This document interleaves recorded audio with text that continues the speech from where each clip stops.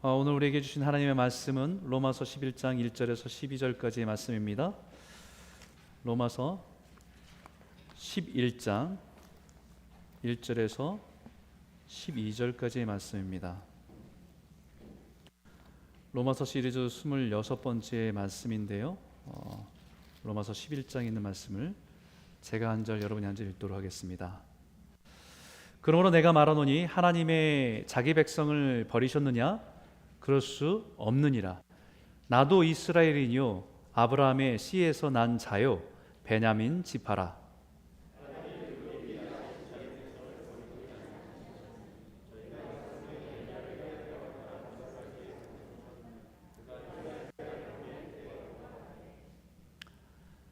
3절 주여 그들이 주의 선자들을 죽였으며 주의 제단들을 헐어버렸고 나만 남았는데 내 목숨도 찼나이다 하니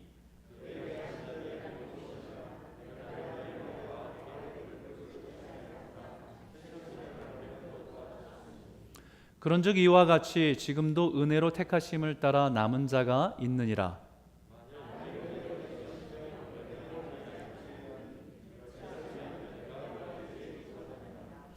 그런즉 어떠하냐 이스라엘이 구하는 그것을 얻지 못하고 오직 택하심을 입은 자가 얻었고 그 남은 자들은 우둔하여 졌느니라.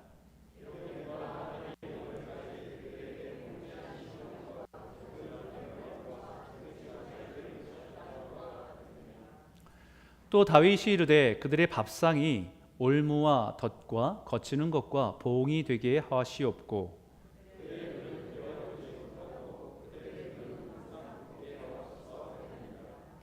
그러므로 내가 말하노니 그들이 넘어지기까지 실족하였느냐 그럴 수 없느니라. 그들이 넘어짐으로 구원이 이방인에게 이르러 이스라엘로 시기나게 함이니라.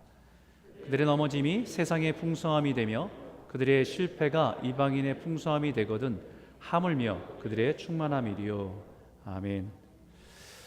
여러분 우리가 믿는 기독교의 신앙이 우리들에게까지 왔다라고 하는 사실이 사실은 굉장한 것입니다. 우리는 그 은혜 때문에 하나님의 자녀가 되고 또 구원의 소망을 가지고 살아가게 된 것입니다. 2000년 전 유대 땅에서 시작된 그 이스라엘 시작된 그 예수 그리스도의 복음이 흘러서 우리 민족에게 전달되어지고 그 복음이 우리에게까지 전달되어져서 우리가 믿게 됐다는 것은요 정말 신비입니다. 그 역사 속에서는 수많은 사람들이 그 복음을 전하기 위해서 생명을 들였고 많은 것을 희생하면서 수많은 사람들이 그 속에서 많은 복음을 전하기 위해서 살아왔습니다. 그렇기 때문에 우리에게 그 복음이 다가온 거예요. 가만히 기독교의 역사를 돌아보면 복음의 역사는 끊임없이 흘러왔다는 것입니다. 수많은 저항이 있었고 수많은 박해가 있었고 핍박과 거부가 있음에도 불구하고 멈춘 일이 없었다는 것입니다. 우리가 생각할 때는 그 복음이 끝난 것 같고 멈춘 것 같은데 분명히 말하면 복음은 멈춘 적이 없다는 것입니다. 초대교회 이스라엘의 그 예루살렘의 부흥이 일어날 때 교회 안에 사람들이 성령의 은혜를 받고 그 박해 속에서도 사람들은 두려워하지 않고 모이고 그 영적인 체험들이 있었습니다. 그때 그 이스라엘 초대교회 안에 박해가 일어날 때 사람들은 흩어지기 시작했어요. 스데반의 죽음을 통해서 시작된 그 처참한 박해들이 사람들 안에 그 믿음을 가지고 살기 어렵도록 만들었습니다. 예루살렘 안에는 이제 복음은 끝났다라고 생각될 정도로 사람들은 다 흩어졌습니다. 그런데 그 순간 복음이 끝난 것처럼 보였지만 그 복음은 다시 사마리아로 그리고 다시 그것이 흘러서 소아시아로 흘러갔습니다. 흘러가는 곳마다 새로운 교회들이 시작됐고 다시 부흥이 시작되고 하나님의 구원의 역사들은 그곳에 다시 꽃을 피웠습니다. 또한 거기서 유대인들의 강력한 박해도 있었고 이미 이방 문화의 강력한 저항 속에서 탄압으로 인해서 또 저항과 거부를 당하기도 했습니다. 그 후에 그 복음은 거기서 끝나지 않고 다시 유럽으로 흘러 들어가고 로마 제국에까지 흘러 들어갔습니다. 세계 최고의 강력한 로마 제국 안에서 그 저항과 박해 속에서 기독교의 신앙을 가지고 살아갈 수 있다는 것은 기적입니다. 무섭게 박해했고 핍박이 있었지만 그 복음은 그때 또한 멈추지 않았다는 것입니다. 그리고 유럽으로 흘러 들어가죠. 그래서 영국을 통해서 기독교의 부흥의 시대가 시작되고 전 세계로 그 복음이 흘러 들어가게 됩니다. 그런데 시간이 흘러서 그 영국은 기독교가 점점 쇠퇴하는 것처럼 보여요. 그렇게 화려하고 웅장했던 교회와 성당들은 점점 술집과 또 박물관으로 변해갔습니다. 이제 영국은 기독교 국가라고 하기에 참 민망할 정도가 됐습니다. 그렇다고 해서 복음의 역사가 끝났느냐? 아니죠. 그 복음의 강물은 다시 미국으로, 그리고 다시 아시아인 한국으로 또 이렇게 흘러 들어가는 거예요. 그러나 우리가 그 복음의 은혜를 누리고 살아가면서 우리가 살아왔던 그 조국을 생각해 보면 참 안타까움이 우리 마음에 있습니다.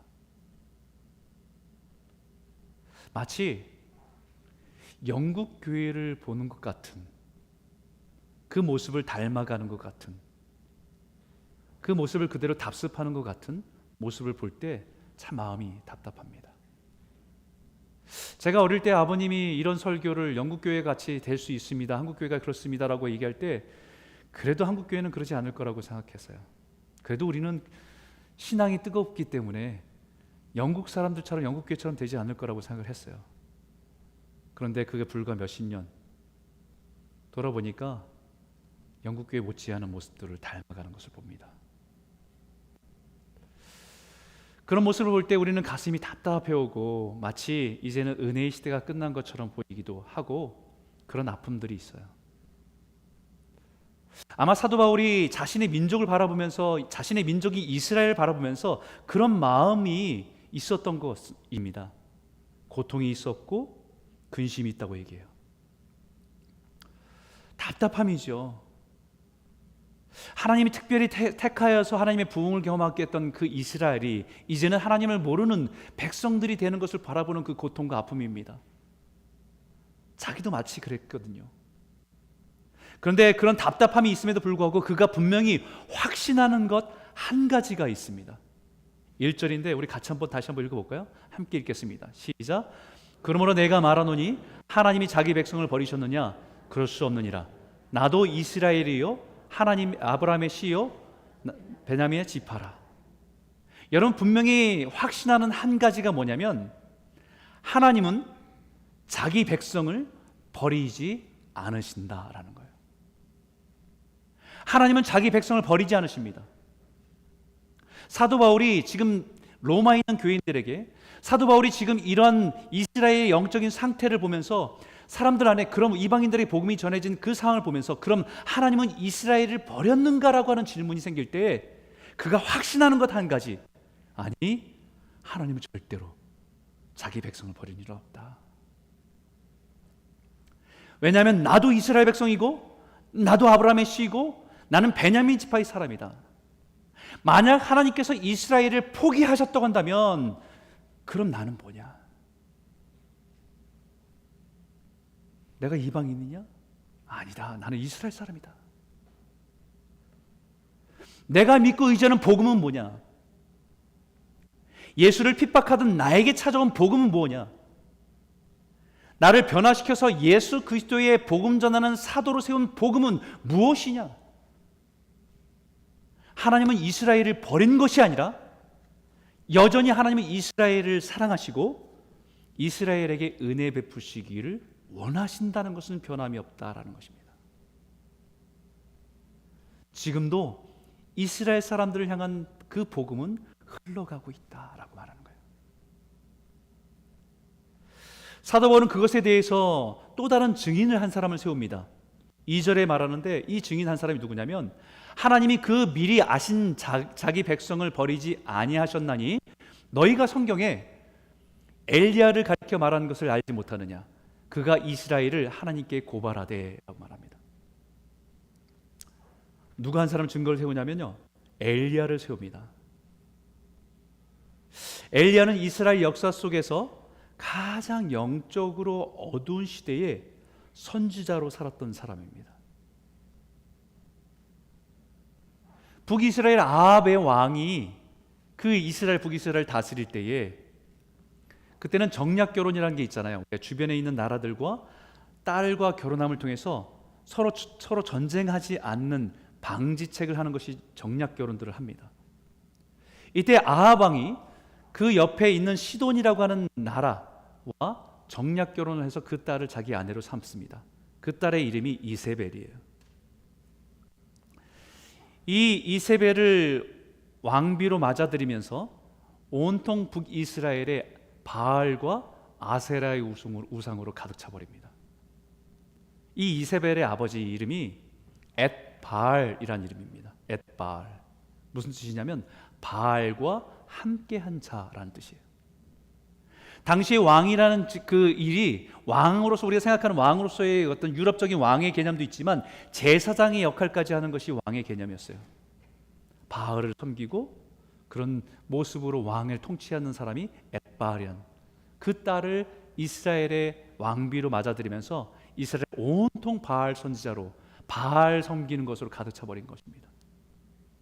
그런 시대 때에 하나님의 선지자로 살았던 사람이 엘리야입니다. 그래서 우리가 다는 몰라도 엘리야의 유명한 일화가 있잖아요. 바알 선지자 450명, 아세라 선지자 400명 불러 모아서 한 자리에 오게 됩니다. 누가 믿는 신이 진짜인지 한번 대결해 보자고. 너희가 재단에 그 재단 놓고 한번 막 기도해 보라고. 그럼 너희 신이 진짜면 그 재단에 불을 내릴 거고, 내가 믿는 여호와가 진짜 신이면 우리 재단에 불을 내리고 한번 해보자고. 그럼 어떻게 됩니까? 아무리 춤추고 찬팅하고 막 소리를 질러도 아무 일이 일어나지 않습니다. 그때 엘리야가 참 재밌어요. 비웃습니다. 조롱합니다. 야, 혹시 이네 신 자고 있는 거 아니야? 깨워러 가야 되는 거 아니야? 뭐 이렇게 조롱까지 합니다. 결국은 이 엘리야가 자기가 세워놓은 제단에 하나님께서 불을 내리는 것을 보면서 많은 사람들 앞에서, 이스라엘 사람들 앞에서 하나님이 참신인 것을 드러내게 합니다. 그리고 그 자리에 850명의 바알과 아세라 선지자들을 다 참수하게 되죠. 여러분, 대단한 영적인 승리가 있었어요. 그 승리를 누리고 그 능력을 맛보았던 엘리야가 갑자기 아합의 아내 이 이세벨이 자기 손자들이 다 죽었다는 얘기를 듣고 화가 나서 내가 엘리야를 가만두지 않겠다, 너도 저들과 같이 죽이겠다라고 한 한마디 때문에 도망가기 시작합니다. 두려워서 도망가기 시작했다고 성경은 기록하고 있어요. 여러분, 엘리야가 가졌던 이 두려움이 어떤 두려움입니까? 죽을까 봐?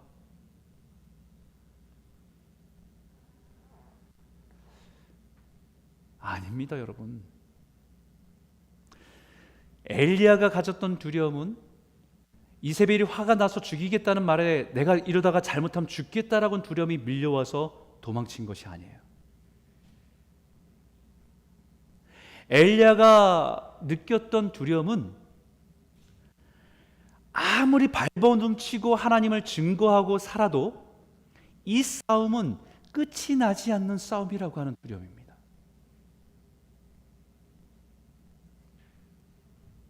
세상은 이미 바알과 아세라로 가득하고 이미 북이스라엘에서는 하나님을 믿는 신앙은 끝이 나고 소망이 보이지 않는 두려움입니다.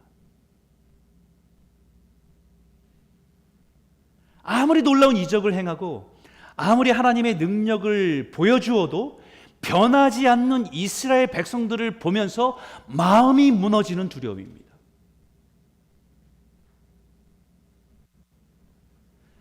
그래서 그런 두려움과 무기력함에 지친 엘리야가 막 어디론가 뛰어간 거예요. 그런 엘리야를 주님께서 찾아오셨죠. 그때 그 천사에게 하는 말이 이 말이었습니다. 그가 대답하되 내가 만군의 하나님 여호와께 열심히 유별하오니 이는 이스라엘 자손이 주의 언약을 버리고 주의 제단을 헐며 칼로 주의 선자들을 죽였으며 오직 나만 남았거늘 그들이 내 생명을 찾아 빼앗으려 하나이다. 하나님, 제가 이 시대에 아무리 열심을 최선을 다해서 선지자로 살아간다고 해도 이스라엘 백성들은 소망이 보이지 않습니다. 이미 하나님의 언약을 버렸고 예배도 잃어버렸고 모든 것이 무너져 버렸습니다. 아무리 소리쳐도 소망이 보이지 않습니다. 저 혼자로는 역부족입니다. 이제는 제 생명마저도 위태롭습니다. 우리가 세상을 살아가다 보면 이런 마음이 들 때가 있어요. 우리가 가진 신앙을 가지고 자기는 소신을 지키고 믿음을 지키고 살아가는데 세상은 변할 것 같지 않아요. 거기서 오는 답답함이 있죠. 세상에 하나님의 영광이 전혀 보이지 않습니다. 하나님은 이미 이 땅을 떠난 것 같은 느낌이 들 때도 있어요.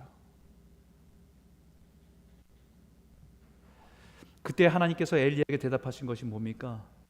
18절인데 같이 한번 읽어볼까요? 함께 읽겠습니다. 시작. 그러나 내가 이스라엘 가운데 7,000명을 남기리니 다 바알에게 무릎을 꿇지 아니하고 다 바알에게 입 맞추지 아니한 자니라. 무슨 말입니까? 하나님은 이스라엘을 포기하지 않으셨다는 거예요. 네가 보기에는 포기한 것 같이 나는 포기하지 않았어. 모든 것이 끝난 것 같은 그 순간에도 하나님께서 반응하는 믿음으로 살아가는 하나님의 백성들은 있었다라고 하는 것입니다. 아무도 복음에 반응하지 않고 소망이 끝나 보이는 것처럼 보이지만 엘리야가 보지 못한 것이 있었어요. 그것은 하나님의 은혜는 흘러가고 있었다는 거예요. 누군가는 그 은혜에 젖고 있었고 변화되고 있었고 그 하나님의 은혜를 따라 살아가는 하나님의 사람들이 있었다라는 거예요. 그것은 그 엘리야 때나 지금 사도 바울의 때나 오늘날 우리가 살아가는 이 시대나 동일하다는 것입니다. 그래서 5절에 이렇게 말합니다. 그런즉 이와 같이 지금도 은혜로 택하심을 따라 남는 자가 있느니라. 지금도 하나님의 은혜는 멈추지 않는다는 것입니다. 이스라엘 소망이 없어 보이는 그때에도 하나님은 7,000명이라고 하는 사람들이 하나님의 은혜 가운데 하나님의 사람으로서 남은 바 되어서 있었고 바울의 시대에도 모든 이스라엘 백성들이 예수의 복음을 거부하고 마치 버려진 것처럼 보이는 그때에도 여전히 하나님의 은혜는 흘러가 하나님의 사람으로 남겨져서 하나님의 은혜의 통로가 되어 살아가고 있다는 것을 말하는 거예요. 전 이 말씀을 묵상하면서 한 가지 깨닫게 되는 것은요, 은혜는 강물과 같이 흘러가는구나 라는 거예요. 이게 이미지로 들어왔어요. 은혜는 강물과 같이 흘러가는 거예요. 여러분, 강물이 이렇게 흘러갈 때 어디 커다란 바위를 만나면 어떻게 됩니까? 강물이 거기서 끝납니까? 강물은 커다란 바위를 만나면 돌아갑니다. 돌아가요. 계속해서 부딪히면서 돌아갑니다. 세월이 흘러 어느 순간은요, 그 바위도 굴러가 버려요.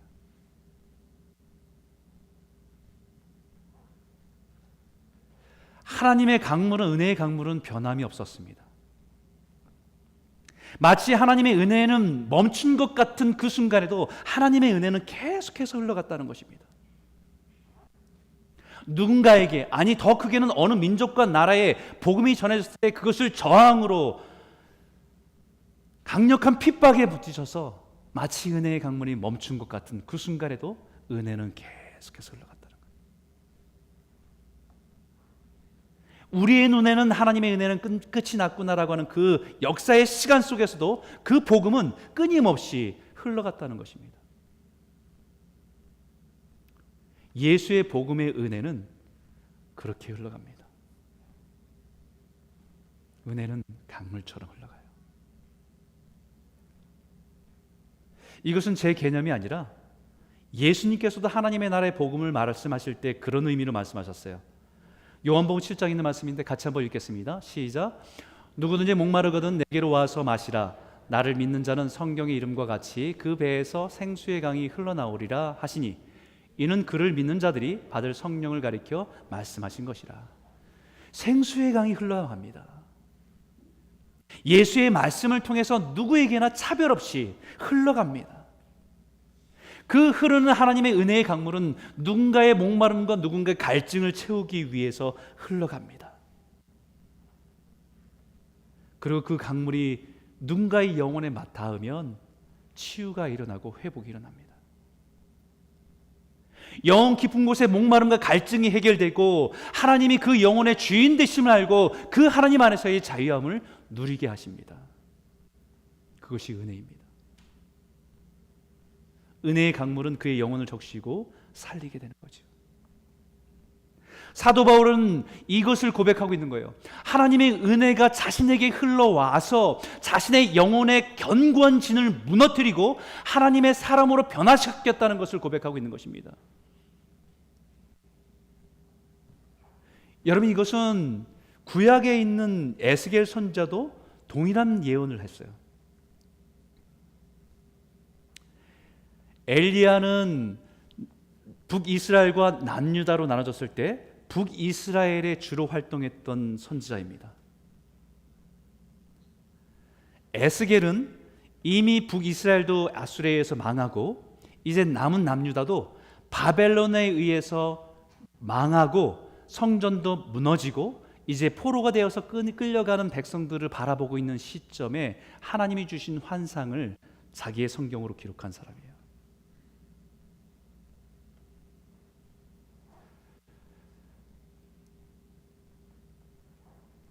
그야말로 이스라엘의 소망이 보이지 않는 시대의 선지자로서 살았던 사람이 에스겔입니다. 솔로몬의 성전이 무너지는 걸 봤어요. 바벨론 사람들에 의해서. 그리고 포로가 되어서 그 나라 바벨론을 끌려가는 중간에 그발 강에 머무르면서 하나님이 주신 비전들을, 꿈들을, 환상들을 기록해 놨습니다. 여러분, 눈으로는 우리의 인간적인 눈으로는요, 한 나라의 구군은 끝났다라고 할 수 있는 시간이에요. 정치적으로, 경제적으로, 사회적으로, 종교적으로 다 무너졌습니다. 정말 소망이 하나도 안 보이는 때입니다. 그 중에 여러 가지 환상을 주는데 한 가지 분명한 환상을 보여주신 것이 성전에서의 환상이었어요. 성전은 무너진 상태인데 성전을 보여주십니다. 뭘 보이시냐면 이 성전에 제단이 있어요. 제단에서 가보니까 물이 졸졸졸 흐르는 거예요. 그래서 이 팔이 이게 한 규빗이잖아요. 이게 1000규빗이 떨어진 곳을 이렇게 그 물을 따라 가봤습니다. 가보니까 500m 정도 떨어진 데죠. 가보니까 이 물이 졸졸졸 흘렀는데 거기 가니까 발목을 적셔요. 또 500m를 가봅니다. 거기 가니까 무릎을 적십니다. 또 500m를 가봅니다. 가보니까 허리를 적셔요. 더 가보니까 이제는 사람이 건널 수 없는, 사람이 헤엄쳐야 건널 수 있는 강이 된 것을 봅니다.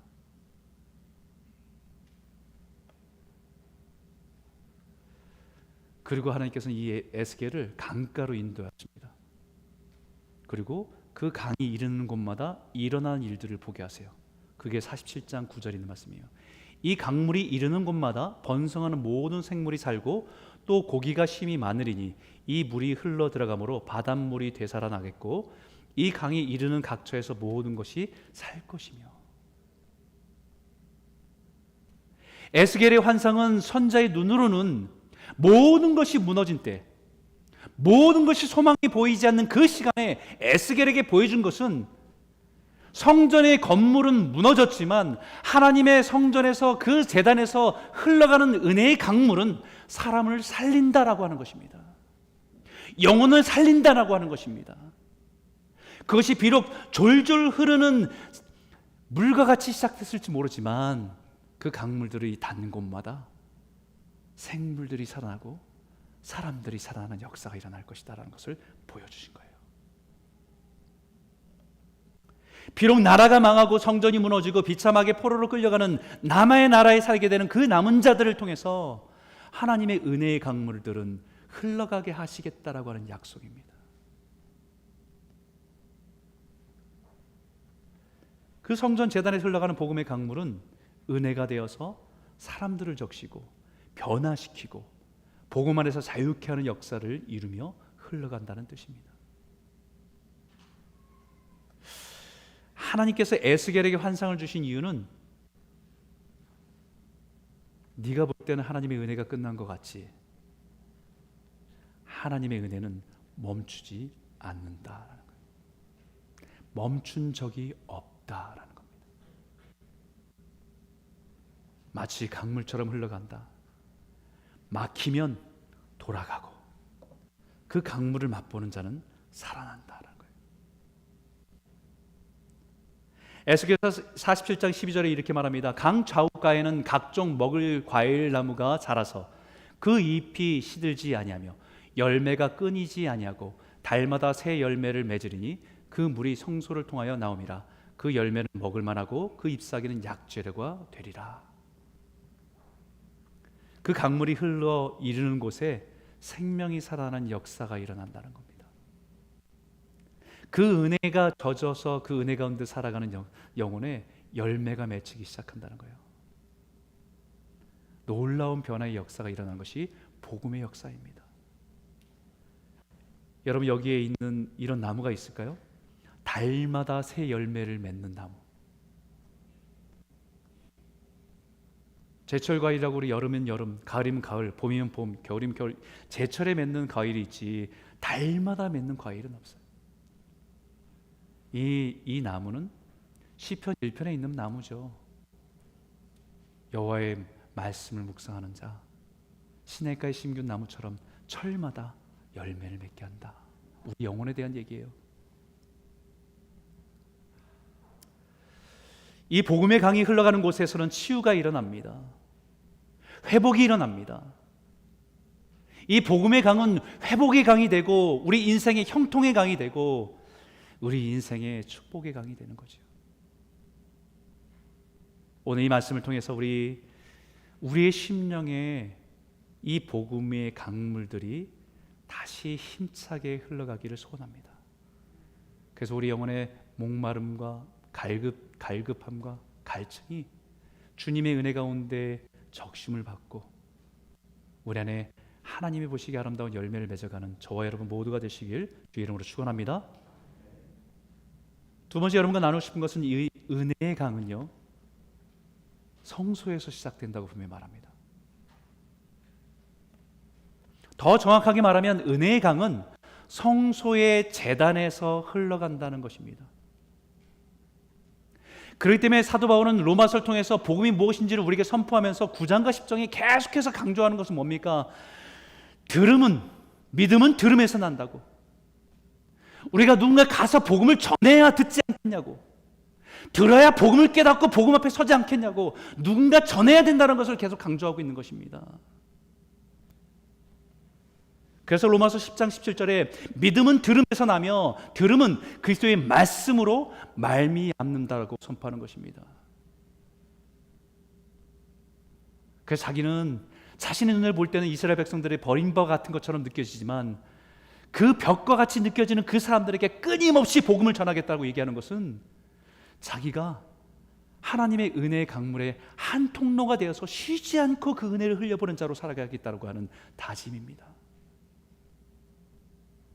지금은 견고해서 마치 벽에 부딪히는 것 같고 커다란 바위에 부딪히는 것 같지만 하나님의 때가 되면 이 바위조차도 깨트리시고 은혜를 흘려보낼 것을 믿기 때문에 자기가 그 은혜의 강물이 되겠다는 거예요. 이 복음은 이스라엘 백성들에게 끊임없이 들려졌습니다. 수없이 들려졌습니다. 그러나 그들은 그 복음을 거부하고 있는 겁니다. 8절이 이렇게 말합니다. 기록된 바 하나님이 오늘까지 그들에게 혼미한 심령과 보지 못할 눈과 듣지 못할 귀를 주셨다 함과 같으니라.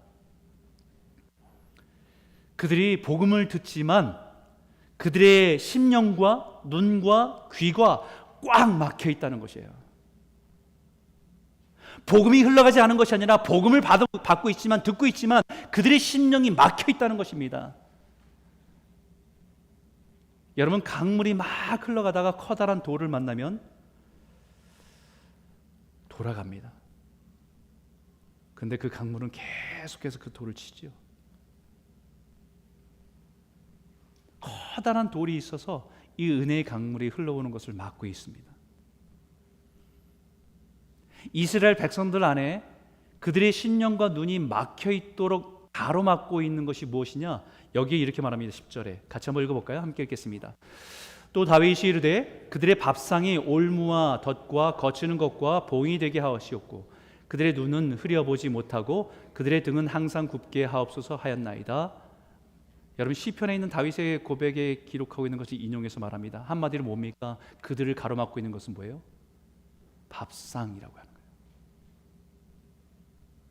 밥상. 참 신기하죠, 표현들이. 뭡니까? 먹고 마시고 즐기는 것이에요. 이것이요, 점점 자라서 은혜를 들어오는 길을 막고 있다는 거예요.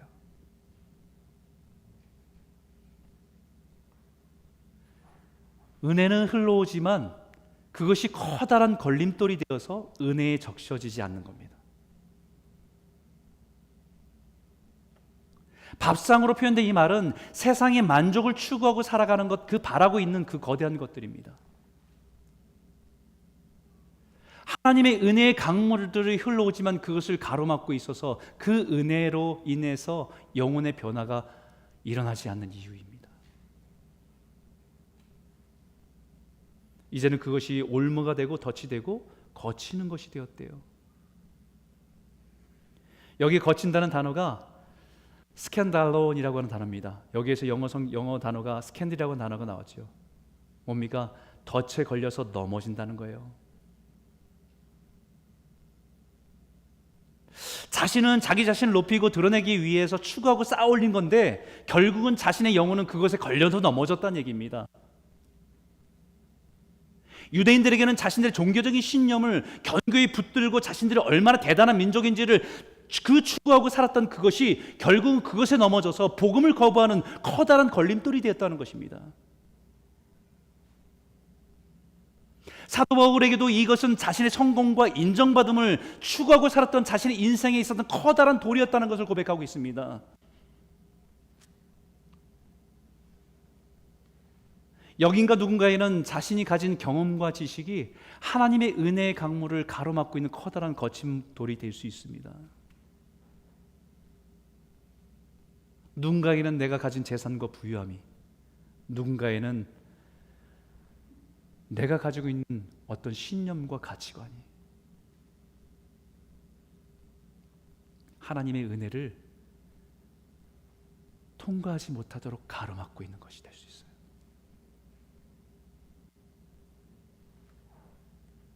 이 돌은 치워져야 됩니다. 나의 마음을 사로잡고 있는 이 돌은 치워져야 됩니다. 그것에 걸려 넘어지고 시험에 들고 우리가 보지 못하는 것이기 때문입니다. 사도 바울도 예수님을 만나기 전에 자신을 향해서 거세게 밀려오는 은혜의 강물들을 막아보려고 했습니다.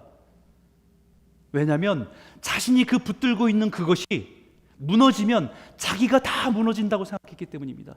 자기가 살아가는 이유였고 자기가 인생에 중요하게 생각하는 것이었기 때문에 끝까지 붙들어 보려고 했어요. 그거 무너지면 인생이 다 무너진 것 같고 자신의 인생의 의미를 찾을 수 없기 때문에요. 그러나 하나님의 은혜의 강물은요, 사도 바울 안에 있는 이 거친 돌을 무너뜨렸어요. 이 거친 돌을 무너뜨리는데 가장 충격적인 그것은 뭐였냐면 스데반이 돌에 맞아 죽어가는 모습이었습니다. 그때 스데반 옆에 돌을 들어 막 치는 사람들의 옷을 지키고 있었던 사람이 사도 바울이었거든요. 근데 돌에 맞으면서 욕하고 원망하는 것이 아니라 하나님 저들을 용서해 주십시오.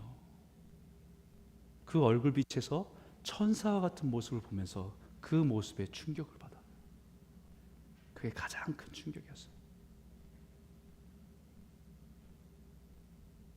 비록 스데반의 죽음이 인생에서는 우리가 볼 때 너무 비참하게 죽었다라고 말할 수 있지만 하나님이 인생의 스데반의 죽음을 통해서 은혜의 강물들을 강력하게 사도 바울을 통해서 흘려보내고 있었다는 것을 말하고 있는 것입니다. 그 복음의 은혜가 그 거친 돌이 무너지자 그 은혜에 적셔지고 그를 살리고 변화시키는 은혜의 또 다른 은혜의 강물이 되어서 그 인생을 살아가는 사람이 사도 바울입니다. 그렇기 때문에 사도 바울은 지금도 이스라엘 모습을 보면서 답답함이 있죠. 그들의 거친 돌이 꽉 막고 있는 것을 보면 답답함이 있습니다. 하나님의 은혜는 계속 부어주는데 그들의 견고한 거친 돌 때문에 흘러가는 것을 보면서 너무 답답한 거예요. 이방인을 통해서 흘러가는 것을 보니 너무 답답한 겁니다. 그러나 그가 믿고 있는 것 한 가지는 하나님이 정하신 어느 순간에 그 걸림돌은 무너지고 은혜의 강물은 다시 흐르게 된다는 사실들을 믿기 때문에 자신은 그 은혜의 강물로 살아가는 거예요. 지금 이스라엘의 거부와 저항이 오히려 이방인들에게 흘러가서 이방인들은 풍성한 은혜가 됐고 우리에게까지 흘러오는 강물이 된 겁니다.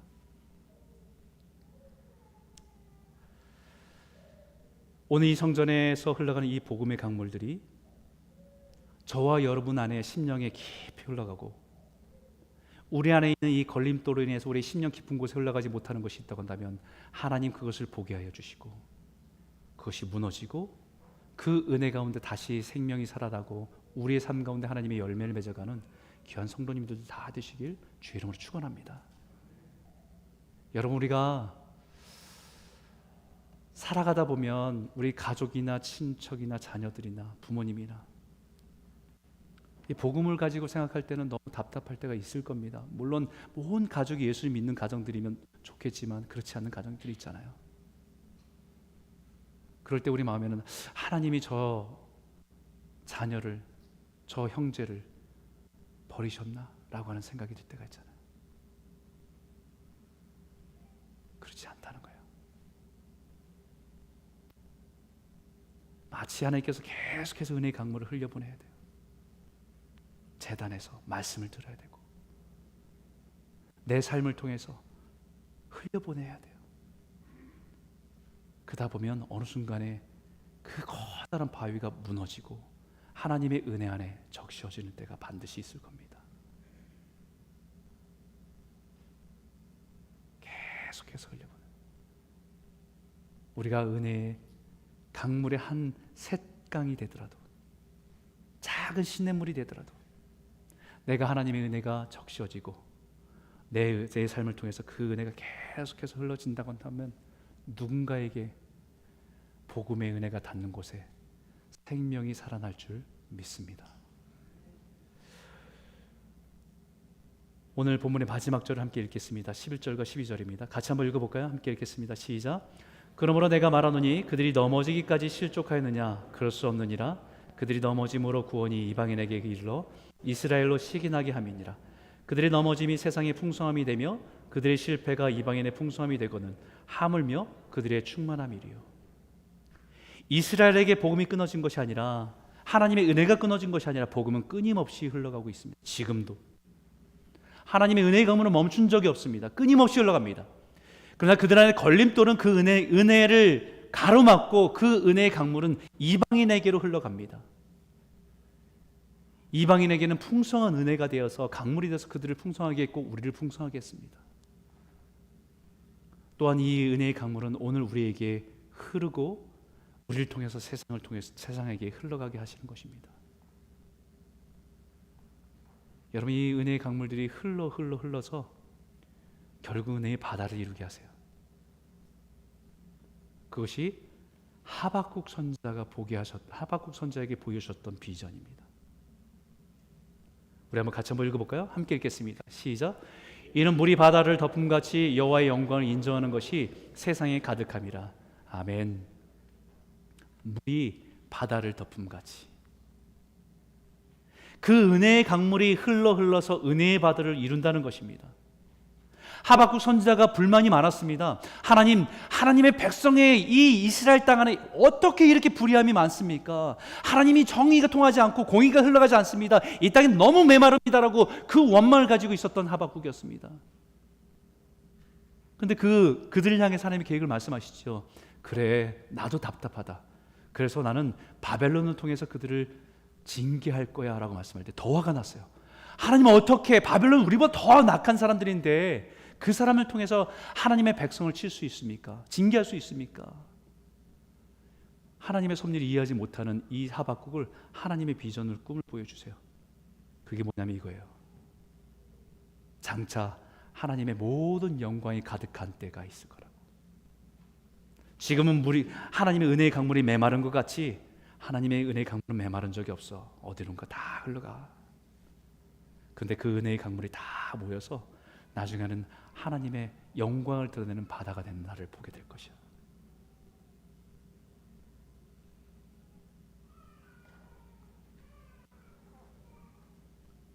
우리는 이 믿음을 가지고 살아가는 것입니다. 마치 소망이 보이지 않는 그 사람에게, 마치 하나님과는 전혀 관계가 없는 그 민족에게 우리는 작은 시냇물이 되어서라도 우리는 그 은혜를 흘려보낸 일로 흘려보내다 보면 그 은혜가 닿는 곳에 생명이 살아나고 그 은혜의 강물이 모여 하나님의 영광을 이루게 되는 것을 보게 될 줄 믿습니다. 그 일에 우리의 삶이 은혜의 강물, 하나님의 축복의 강물, 회복의 강물이 되어서 살아가는 축복의 통로가 다 되시길 주의 이름으로 축원합니다. 기도하겠습니다.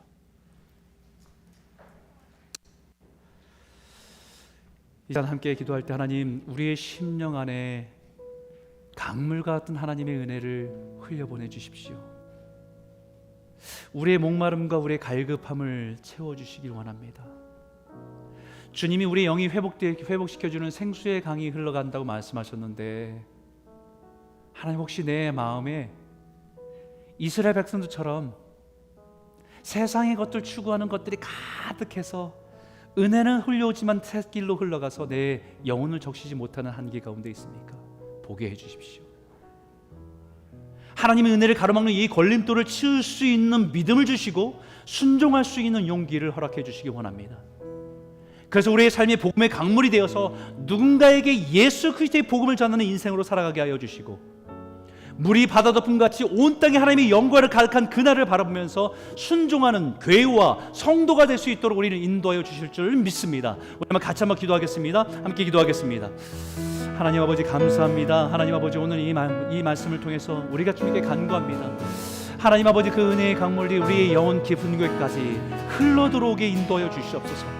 하나님, 혹시나 아버지 이스라엘 백성들처럼 우리 안에 거친 돌이 아버지 세상의 밥상으로, 세상에 먹고 마시고 즐거워하는 세상의 유익으로 커다란 돌이 되어서 그 은혜가 우리 안에 흘러가지 못하는 걸림돌이 되고 있지는 않은지 돌아보게 하여 주시고, 하나님 깨닫게 하여 주셔서 하나님이 그것을 치울 수 있는 믿음을 주시고, 하나님 주님의 은혜를 삼엄에 나아가시는 저희들 될 수 있도록 인도하여 주시옵소서. 하나님 아버지, 우리가 하나님의 은혜의 강물들을 되기 원합니다. 아버지, 벽과 같이 답답하고 소망이 없어 보이는 그 사람들에게, 그 자녀들에게, 그 가족들에게, 그 친구들에게 끊임없이 예수 그리스도의 복음이 흘러가게 하여 주시고, 이것이 우리의 전하는 말씀을 통해서, 우리 살아가는 삶을 통해서, 우리가 고통 속에서 살아가는 주님의 말씀에 순종하는 그 모습을 통해서도 하나님 아버지, 그 은혜의 강물들이 흘러갈 수 있도록 우리를 사용하여 주시고 인도하여 주시옵소서. 작은 아버지 물줄기지만 우리를 통해서 흘러가는 하나님의 은혜의 강물들이 세상을 변화시키는 일에 쓰임받게 하여 주시고, 장차 주님이 다시 오시는 그날에 하나님의 그 모든 강물이 모여 하나님의 영광을 드러내는 바다를 이룰 때에 부끄러움을 당하지 않는 성도로 설 수 있도록 인도하여 주시옵소서. 하나님, 이 시대가 참으로 어렵고 메마른 세대입니다. 영적으로 메마른 세대입니다. 하나님, 이 세대 가운데 하나님의 교회에 순종을 하게 하여 주시고 교회가 하나님의 은혜의 강물이 될 수 있도록 허락하여 주실 줄 믿사오니 우리를 사용하여 주시옵소서. 살아계신 하나님 아버지, 우리가 예수를 믿고 하나님의 자녀가 된다는 사실이 얼마나 큰 은혜인지를 기억하게 하여 주시고, 어쩌다 하나님 아버지 우리가 믿게 된 그런 신앙의 고백이 아니라 우리에게 오시기 위해서, 우리에게 그 은혜를 전하기 위해서 수많은 복음의 은혜가 계속해서 흘러왔음을 누군가의 눈물로, 누군가의 피로 우리에게 흘러왔음을 잊지 않게 하여 주시옵소서. 하나님, 혹시나 하나님 아버지 이스라엘 백성들 안에 은혜가 계속해서 흘러가지만 그들 안에 있는 거치는 돌이 세상을 향한 아버지 욕심과 욕망과 먹고 마시고 이루고 싶은 그 욕망으로 그 은혜가 그들의 영혼을 적시지 못했던 것처럼 우리 안에 그런 것이 있다고 한다면 깨닫게 하여 주시고 주님의 은혜를 구하게 하셔서 그 은혜의 강물이 우리 심령 깊은 곳을 적시는 변화와 그 열매 맺는 삶으로 살아갈 수 있도록 은혜를 허락하여 주시옵소서. 하나님, 아무리 세상이 메마르고 힘겨운 세대라고 할지라도 우리가 하나님 우리에게 주신 은혜들을 우리 가슴에, 우리 영혼을 통해서 흘러가게 하셔서 누군가에게는 색강처럼, 누군가의 시냇물처럼 우리의 인생의 말과 삶을 통해서 흘러갈 수 있도록 인도하여 주시옵소서. 하나님, 인생을 살아가면서 수많은 고난을 만날 때 우리는 그 가운데서 믿음으로 살아가는 것이 내 인생의 신앙의 문제라고 생각하지만 그 고난 앞에서도 흔들림 없이 주를 붙들고 살아가는 그 삶의 모습이 누군가에게는 하나님의 복음의 능력으로 전달되게 하여 주시고 그들의 영혼을 흔들 수 있는 하나님의 은혜의 강물 되게 하셔서 그 영혼이 변화되는 축복의 강물이 될 수 있도록 우리 인생을 사용하여 주시옵소서. 하나님, 이 시대를 살아가면서 하나님, 이 시대가 영적으로 메마른 세대인 것을 보게 됩니다. 하지만 하나님, 주님이 그 오시는 그날까지 우리 교회와 성도가 하나님 한 줄기 강물이 되어서 주의 복음을 전하는 일에 쓰임받는 교회와 성도가 될 수 있도록 우리를 사용하여 주시옵소서. 예수님 이름으로 감사하며 기도드렸습니다.